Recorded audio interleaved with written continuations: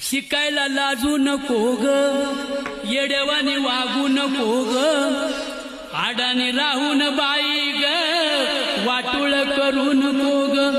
शिकली नाही ती नागून भागू, ज्ञान कसं तिच्याकडं मागू. तिच्या दारिद्र्य दुःखाची परवड कुणाला सांगू. म्हणून लाव ग लाव ज्ञानाचं कुंकू कपाळी लाव. धरू नका माझा राग लागते मी तुम्हा माग, एवढा विचार डोक्यात साठवा.